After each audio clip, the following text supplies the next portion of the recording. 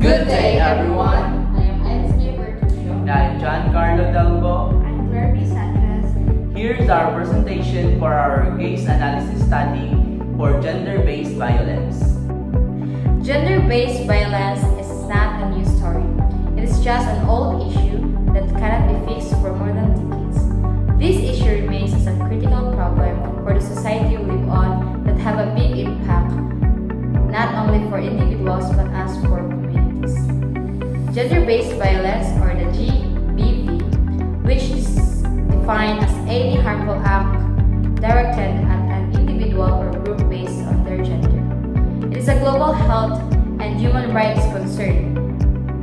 Sources by Ochani et al. 2024. This case analysis or study will explore how this kind of violence changes lives by providing a real-life situation and analyze why it is important to find solutions. And for analysis, according to European Institute for Gender Equality, both women and men experience gender-based violence, but the majority of victims are women and girls. There's several causes for gender-based violence, such as patriarchy, unequal power between men and women. Gender stereotype. I believe that how women and men should behave regarding to their gender. Poverty. This may lead to gender-based violence by limiting women's access to resources and opportunities, suffer discriminations, and dependency to their partner. Though this problem has a various type of violence regarding gender, however, the domestic violence is the top tier for this problem. In 2021, the World Health Organization reported that 27% of women aged 50 to 49 years old had experienced some form of physical or sexual violence by their romantic partner or ex-partner. The World Health Organization also indicates that 1 to 3 or 30% of women worldwide have been subjected to this kind of violence. As of 2021, there were 8,399 reported cases of physical violence and 1,791 on rape and 1,505 on acts of lasciviousness in the Philippines.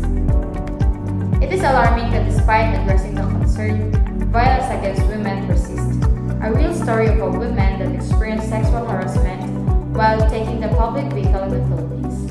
Her story was featured by the Philippines Commission on the Women, posted on YouTube platform. Her traumatized story highlights how this inhuman action can be easily enacted by a person who lacks empathy and take gender-based violence as a minor offense. For the evaluation, the law and rules to stop gender-based violence works differently in different places. Many countries have laws to protect people from gender-based violence, but they are not always followed properly. Some steps taken to the gender-based violence includes laws against domestic violence and sexual assault. There are also shelters and health services for victims.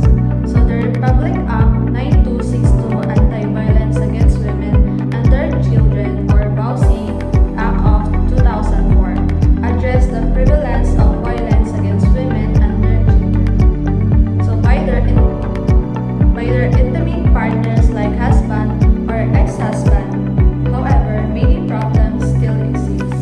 Many victims do not report abuse because they are scared or ashamed. Police and courts may not always handle these cases well. Cultural beliefs and gender stereotypes also make it harder for victims to get justice. In some places, the laws are weak and people do not know about their rights. Victims often struggle financially, making it harder for them to escape abuse. Even though some progress has been made, more work is needed to make sure the laws are strong and victims get proper support. For our recommendation to stop gender-based violence, several things should be done. Number 1, police and courts should take gender-based violence cases seriously and handle them properly. Number 2, schools and communities should teach people about gender equality and their rights. Number 3, more shelters, counseling services, and legal help should be available for victims. Number 4, giving women job training and financial support can help them escape abusive situations. Number 5 is communities should also work together to change harmful beliefs and support victims.